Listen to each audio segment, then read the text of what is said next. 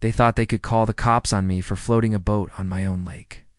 But what they didn't know was that I had been waiting for this exact fight, sharpening my patience and my pride. And when I finally struck back, I didn't just silence the HOA, bought their entire marina, and left them begging for permission to touch the water they once tried to keep me away from. But before we get to that part, let me take you to the exact day this madness began, the day I pushed my old aluminum ranch boat off the dock and set it gliding across the water that stretched like glass under the summer sun. While the rolling hills of my land rose around me like an unspoken defense against every outsider who thought they could dictate how, I lived my life on property that had been in my family for 3 generations because that was the first time. The HOA decided to target me, not with their petty fines about grass height or mailboxes, but with the full weight of prejudice hidden behind paperwork and smug smiles. And it started when the president of the HOA, a woman named Karen, yes, that was really her name, and she lived up to it in every possible way, marched out of her porch in a wide-brimmed hat, her cell phone already in her hand, her voice sharp as broken glass as she yelled across the lake that what I was doing was illegal water use and that boats were only permitted for HOA members, which almost made me laugh out loud because the water under my boat didn't even belong to the HOA. It was mine, registered under my ranch property line since before half these houses were even built. But the arrogance in her tone made it clear that she didn't care about legality. She cared about control, and as I rode leisurely toward the center, enjoying the reflection of the clouds above, I saw her snapping pictures, already dialing someone, and within 15 minutes, just as I had predicted, the wail of sirens broke the lazy afternoon calm. Patrol cars pulling up to the cul-de-sac near the marina entrance, lights flashing like some urgent crisis was unfolding when, in reality, the only emergency was a black man enjoying his weekend on the lake that bore his family's name in the old county records. And I knew, deep in my gut, that this wasn't going to be just another annoying HOA spat, but the kind of showdown that either breaks you down or builds you into something untouchable. And I promised myself right then that I was going to make sure it was the latter. So when the officers arrived, 2 of them, younger guys who looked more embarrassed than anything, they called out through a megaphone for me to bring the boat to shore. And I rowed calmly back to my dock, tying off while Karen stood triumphantly nearby with her arms folded, like she had just delivered some great justice.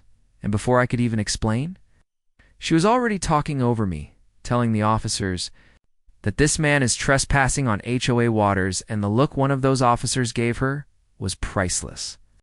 Like even he knew she was full of it, but he still turned to me and asked for ID, which I provided with a smile, pulling out my ranch license, deed copy, and most importantly, the county survey map that showed the lake outlined in the thick red borders of my family property.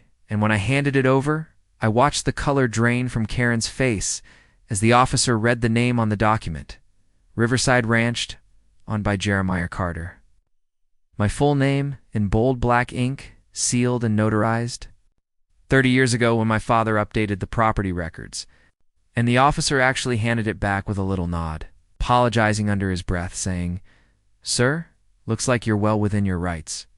But Karen exploded, waving her arms, shrieking that this can't be right. The HOA bylaws forbid private boats unless approved by the board. And that's when I turned to her with the calmest smile I could muster and said, "Your bylaws don't extend onto my land, and they sure as hell don't extend onto my water," which only made her shake with more rage, her face turning the color of a boiled lobster as the cops excused themselves, clearly wanting no part of this circus. And when they drove away, she spat one last line that told me everything I needed to know about what was coming. "If you think this is over, you're dead wrong, We'll find a way to stop you." And I just tipped my hat and rode back out. But that night, as I sat on my porch watching the moonlight ripple across the water, I realized she wasn't just bluffing, because power-hungry people never stop at losing once. They doubled down, and sure enough, over the next few weeks, I started getting HOA letters stuffed into my mailbox, like ridiculous fines for things like improper fencing, grass encroachment, and even a $500 notice claiming my porch lights were too bright and disruptive to the community's atmosphere, which would have been laughable if it wasn't such a calculated attempt to bleed me dry with legal intimidation. And every time I tossed their letters into the fire pit, I knew they were waiting for me to crack. But what they didn't realize was that I had been raised on this land, built from men and women who fought harder battles than some neighborhood committee with too much time on their hands.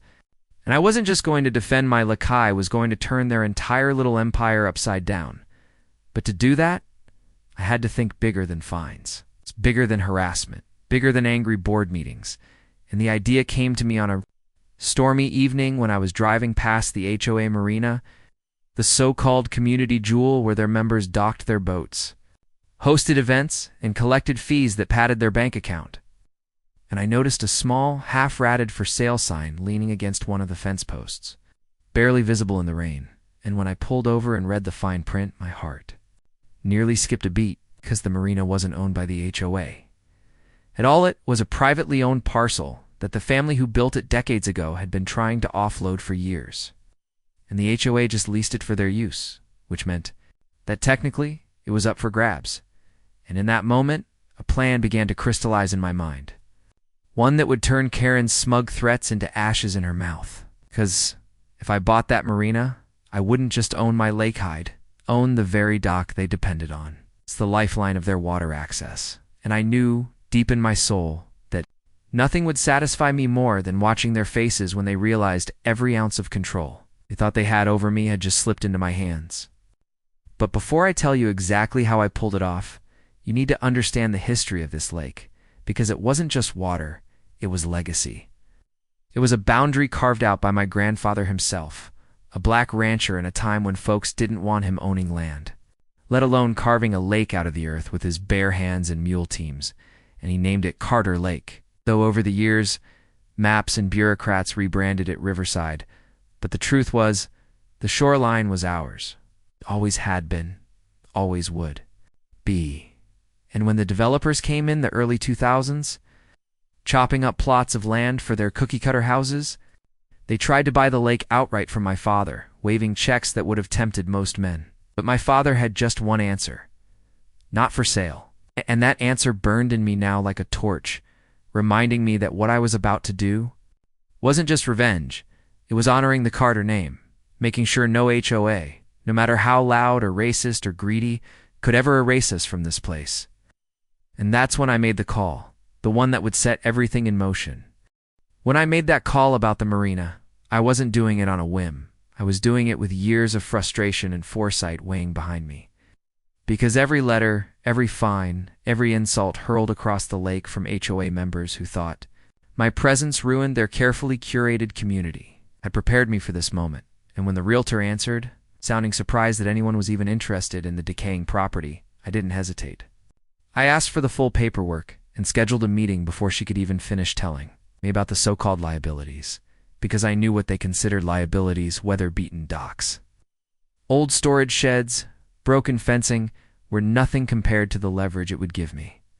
And as I hung up the phone, I could almost see Karen pacing her living room across the cul-de-sac, already scheming about her next attempt to box me in, completely unaware that I was about to snatch away the very foundation of her HOA kingdom. And the next morning, I put on my best ranch boots, pressed shirt, and drove straight into town. Documents ready, bank approval prepped. And when I walked into that office and shook hands with the realtor, a woman in her late 40s with a tired but relieved smile, I knew this was fate, because she leaned in close and said quietly, "You don't know how glad I am someone like you is buying this before the HOA gets its claws on it," which made my heart skip a beat, because it told me everything I needed to know about the kind of tyranny Karen and her board had been running, not just against me, but against the whole community. Once as we signed the paperwork, pen scratching across the dotted line, I couldn't help but grin at the thought of their faces when the for sale sign came down and the marina officially became mine. And sure enough, within 48 hours, I received the call confirming ownership, and I drove straight down to the waterfront, unlocking the rusted gate with a brand new key, stepping onto the dock that smelled of salt, wood, and old fishing lines, my boots thudding on planks that would soon echo with the sound of my victory, because from that moment, Every single member of the HOA who wanted to touch the water, who wanted to launch their boats or host their fancy events, had to go through. Me, and the power shift wasn't just poetic, it was absolute. But of course, the news spread faster than fire in dry grass, and within a week, Karen stormed onto the property with her board members in tow, waving binders stuffed with bylaws, shouting that I couldn't hijack community property. The look on her face when I showed her the deed, the county seal stamped fresh, was something I'll never forget. Her mouth opening and closing like a fish gasping for air. And when she tried to argue, claiming that the HOA had a perpetual lease, I simply pointed to the expiration date on their old contract 2 weeks ago, expired without renewal. Because the original owners had finally had enough of Karen's antics and refused to sign another one, which meant the HOA had zero claim, zero ground, nothing but empty threats. And as her board members shifted uncomfortably behind her, clearly realizing they had been blindsided, I leaned forward and whispered just loud enough for them all to hear. From now on, if you want to step foot on this dock, you'll have to pay me, not the HOA. And the silence that followed was sweeter than any revenge I had imagined. But I knew Karen wouldn't stop. Oh no. She was the type who'd rather burn the whole place down than admit defeat. And over the next few weeks, she escalated, filing complaints with the county, staging meetings where she painted me as some kind of villain threatening to destroy the community spirit, even spreading rumors that I had acquired the marina illegally. But the truth was ironclad.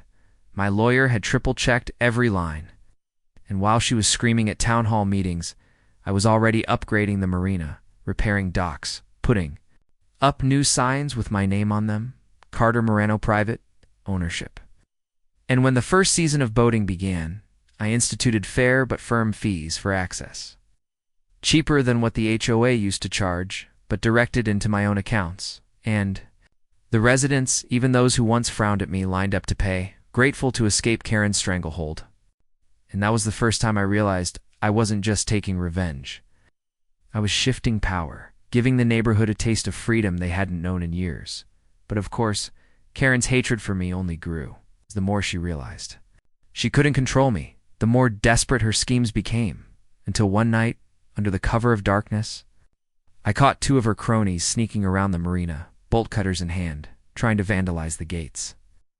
And when I stepped out of the shadows with a shotgun slung casually over my shoulder, the way my grandfather used to when chasing off, coyotes, the color drained from their faces faster than I'd ever seen. And I told them in a voice calm but sharp as steel, "Go tell Karen if she wants a war, she better come herself, because I don't play games in the dark."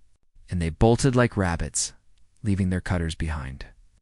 And I stood there under the moonlight, listening to the water lap against the dock, knowing the final confrontation was coming, knowing Karen would either fold or launch the nastiest attack yet, and I braced myself.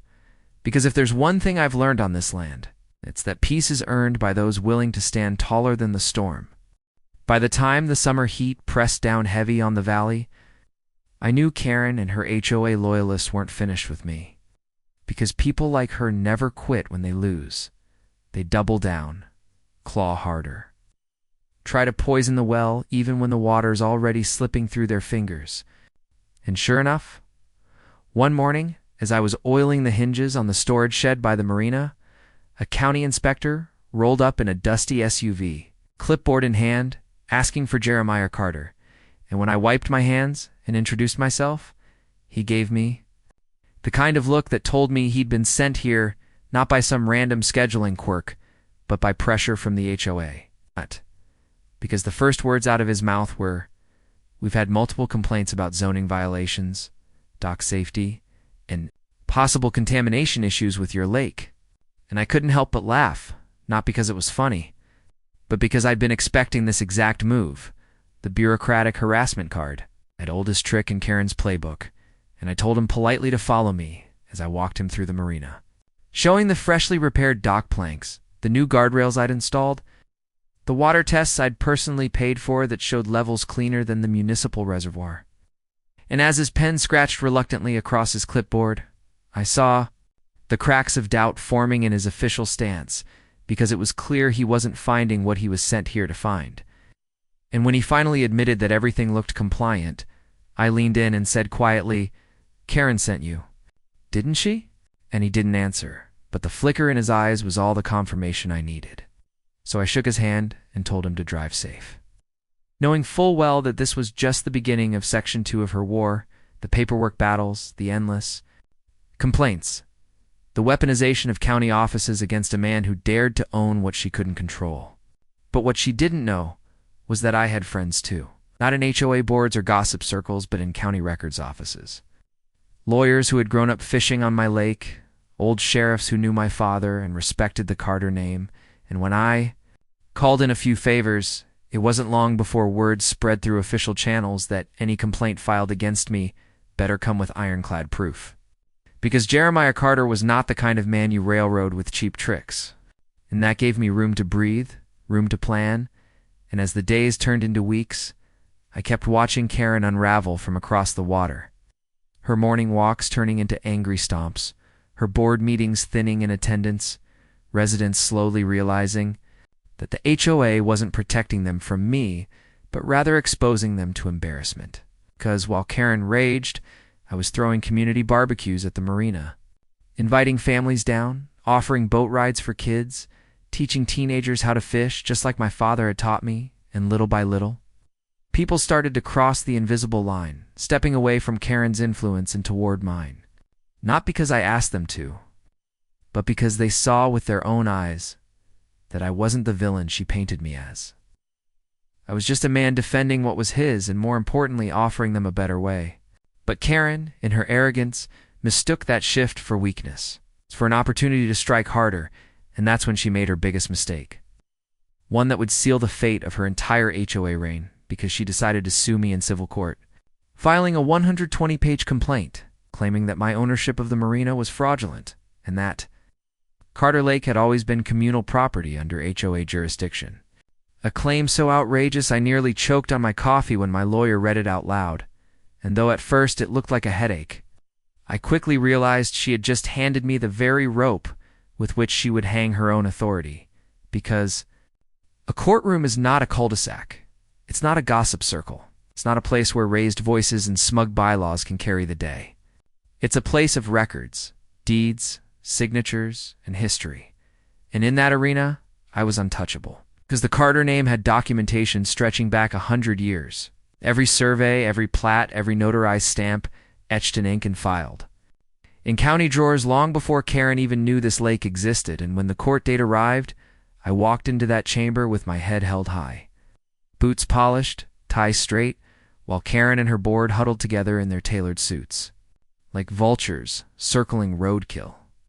And as her lawyer stammered through opening statements, trying to spin a tale about community stewardship and historic implied ownership, my attorney calmly pulled out the thick binder of evidence we'd prepared, page after page, of proof that the lake and marina were mine, indisputably, historically, legally.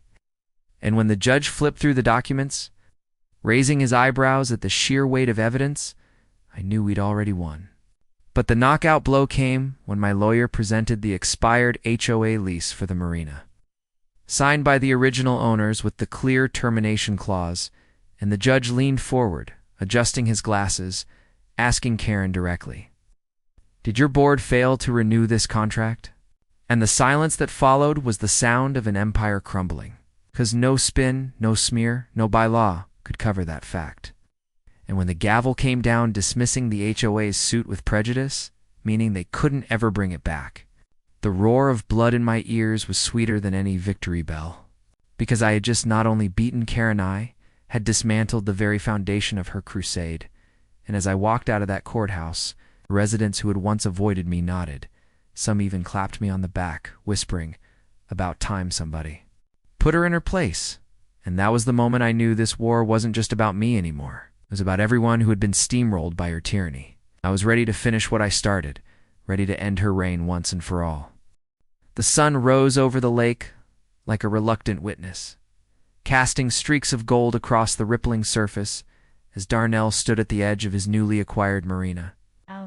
His arms crossed, his mind still echoing with the battles that had brought him here, and though the HOA had tried every dirty trick in their arsenal to crush him, each attempt only seemed to sharpen his resolve. And now, Section 4 of his saga began not with silence, but with the sound of engines rumbling as boats cut through the mist, fishermen waving at him like an old friend, because for them this place had always belonged to the community, not the HOA elite who saw water as currency. And Darnell knew that what came next would not just test his ownership, but his soul. Because when you strip a tyrant of their throne, they do not simply walk away. They claw and scrape and throw fire until there's nothing left but ash. And he could feel that fire coming his way, already in the letters stuffed into his mailbox. The whispers of threat scrawled onto his truck's windshield. The phone calls at midnight where no one spoke, but he could hear heavy breathing. And through it all, he remained unflinching, because he had survived worse back on the ranch, where land disputes turned to gunfights. And now, he had more than grit on his side. He had the law. The deeds, the money, and a growing wave of allies who despised the HOA just as much as he did. And as he gazed across the lake, he thought of his father's words, "Son, a man who owns the water, owns the future." And that phrase echoed like prophecy as he realized the HOA wasn't just angry, they were desperate. Because without the Marina, their control was crippled, and without control, they were nothing. And so they convened in their glass-panelled clubhouse that overlooked the lake like a vulture perched above prey, plotting their counterstrike, whispering about zoning loopholes, about environmental codes, about calling in inspectors to harass Darnell until he gave up. But what they didn't know was that Darnell had already hired his own team of lawyers, the kind who specialized in dismantling petty tyrannies, the kind who thrived on dragging skeletons out of closets. And those closets were overflowing, because the HOA president's cousin was on record for embezzling funds from a community pool project. The treasurer had been funneling fines into a private slush account. The secretary had been caught on video tearing down signs that opposed her re-election. And with each revelation, Darnell didn't just defend his rights, he prepared for war. Because this wasn't just about a lake anymore. It was about power, about dignity, about proving that a black man with vision and steel in his spine could not be bullied off his own land by people who had inherited nothing but arrogance. And as he paced the dock that morning, boats rocking gently beside him, he thought of the next move, because battles were not won on defense alone. And his strategy was already forming, bold and unforgiving, one that would send shockwaves through every manicured lawn and white picket fence that dared to think it could dictate his future. ... And the first strike came not from him, but from them. As the HOA sent county inspectors swarming onto his property under the guise of routine safety checks, measuring dock planks with tape measures, sniffing at the fuel tanks for violations, scribbling citations for nonsense like painted boards not up to color code. And while most men might have folded under that kind of pressure, Darnell stood with his arms folded, recording every moment with his phone, his lawyers all ready, drafting counterclaims for harassment because he knew the law worked both ways. And by the time the inspectors drove off, dust kicking up from their tires, Darnell had already uploaded the footage online where neighbors far and wide saw what the HOA was doing. And suddenly comments flooded in. People outside his community, people across the state, Evan, reporters sniffing at the story, because everyone loved a tale of a regular man standing up to tyrants. And that's when Darnell realized his war wasn't local anymore. It was public, and the HOA and their arrogance had given him a stage. And once the spotlight burned on them, their cracks began to show.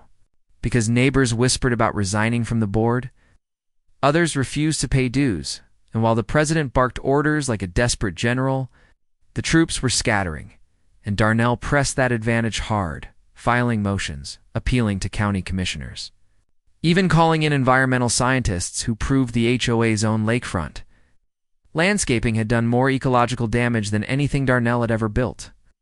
And when those reports hit the courthouse, the judge's gavel fell like thunder, dismissing the bulk of the HOA's complaints as frivolous.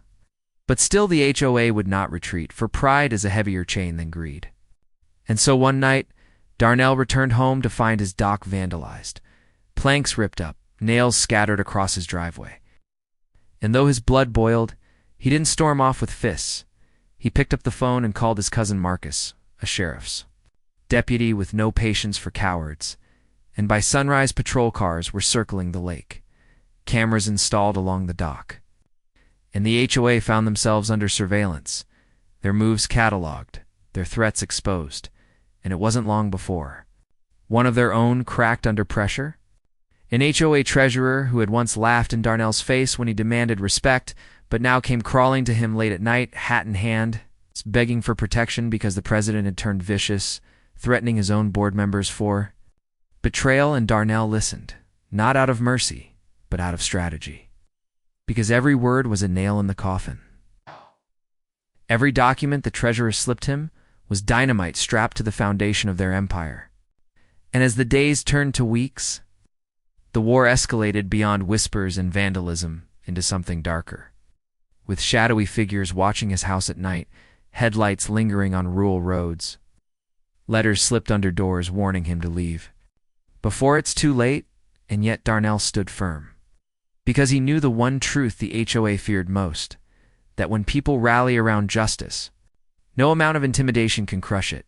And sure enough, neighbors began siding with him openly, holding barbecues by the Marina, waving their fishing poles like flags of rebellion, and each gathering chipped away at the HOA's illusion of control, until their glass clubhouse no longer looked like a throne but a cage. And Darnell, standing at the center of it all, knew the endgame was approaching, because cornered beasts strike hardest before they fall, and the HOA was nothing if not a beast cornered by its own arrogance. The morning sun rose over the lake with a golden shimmer, casting long beams across the rippling water where Marcus stood at the edge of his no-secured marina, the very same one that the HOA had tried so desperately to control and humiliate him with. But now it bore his name, his legal stamp, and his flag flying at the entrance, a sight that sent shockwaves through the entire neighborhood, especially through the veins of Karen, the HOA president, whose pride had been shredded piece by piece as Marcus expanded his influence, his property, and his undeniable presence around the community. Yet despite his victory in the earlier battles, Marcus knew the war wasn't truly over, because these people weren't just fighting to control docks, boats, or lake access. They were fighting to preserve the false image of superiority that had defined their grip on power for years. So Marcus prepared himself for the storm that was inevitably coming, a storm that arrived swiftly when the HOA, in a last-ditch effort to reclaim authority, filed a federal injunction claiming that Marcus's purchase of the Marina was fraudulent and that he had violated zoning codes, boating safety laws, and even obscure environmental regulations they dug up from the archives, throwing everything they had at him in one desperate legal ambush. But what they didn't anticipate was that Marcus had anticipated them, having hired a top-tier legal team from the state capitol, along with a group of investigative journalists, who were already circling around the HOA for years of financial mismanagement, embezzlement, and outright fraud that had been quietly swept under the rug. And within weeks, what began as their attempt to drag Marcus through the courts turned into a public trial of the HOA itself, with cameras rolling, neighbors whispering, and the once powerful board members squirming as their secrets spilled into the open like sewage bursting from a broken pipe, exposing how they had funneled residence fees into private vacations, luxury cars, and sweetheart land deals that lined their pockets, while threatening ordinary families with foreclosure and liens for the smallest of infractions, like a garden hose left out or a child's bike parked in the wrong place. And as Marcus stood before the judge, calmly explaining how he had lawfully purchased the Marina after they themselves drove it into foreclosure through greed and negligence, he felt the momentum shift entirely, because the community that once saw him as an outsider, someone to be policed, fined, and restricted, now began to view him as the one man willing to stand up to the tyranny they all secretly despised, but never dared confront. And that shift was visible on the day when over 200 residents packed into the courthouse, not to support the HOA, but to watch them crumble, their angry whispers echoing against the chamber walls as Karen's carefully rehearsed speeches collapsed under the weight of hard evidence and Marcus's unshakable composure. And when the judge dismissed the injunction with prejudice, barring them from ever filing it again, it was more than just a legal victory. It was the sound of the HOA's empire collapsing, brick by brick, But Marcus wasn't done, because he knew they would still find other ways to fight him, whether through code inspectors, county committees, or political favors. So, instead of just defending himself, he went on the offensive, buying up the very land parcels that surrounded the marina. Parcels the HOA once used to justify their exclusive access claims. And with each acquisition, Marcus tightened his grip on the lakefront economy, until eventually it wasn't the HOA who controlled the docks, the boat slips, or the rentals. It was him. And when summer rolled around, families that once lived in fear of HOA fines now flocked to Marcus's marina for festivals, fishing, tournaments, and lakeside concerts, events that brought in revenue, life, and community spirit, the very things the HOA had destroyed. And while kids laughed on paddleboards and local vendors sold barbecue under string lights, Karen watched from her mansion's balcony, realizing that not only had she lost the lake, but she had lost the people, because they were no longer afraid of her. They were loyal to Marcus, and loyalty was a currency she could never buy back. So in her desperation, Karen tried one last gambit, secretly selling HOA property to an outside developer under the table, hoping to push Marcus out by surrounding his marina with private resorts and commercial complexes. But once again, she underestimated him, because Marcus had already uncovered her plan by planting informants at the zoning board meetings and catching her lawyer in a sting operation that revealed the bribes. So when the story broke in the newspapers, Karen's empire didn't just collapse, it imploded, dragging her into investigations, indictments, and eventually handcuffs. As the same cops she once called on Marcus now escorted her out of her own boardroom, the cameras flashing and the neighborhood watching in stunned silence. And in that silence, Marcus stood on the marina pier, reflecting on how far he had come. From the day they mocked him for floating his boat into the lake, to this moment where he was no longer just a rancher fighting for respect, but the de facto leader of the community. Not because he sought power, but because he earned it through resilience, vision, and an unbreakable will. And as the sun dipped below the horizon, painting the lake in fire-inch hues, Marcus thought of his ancestors, of the generations who had been denied land, water, and dignity, and he realized that this lake, this marina, this victory, was bigger than him. It was a reclamation, the rewriting of a story that had always been stacked against him. And with that thought, he turned to the crowd of neighbors celebrating behind him, raised a glass, and declared that the lake would remain open for everyone, forever free from the chains of HOA tyranny. And the cheers that followed rolled across the water like thunder, marking the true end of the battle.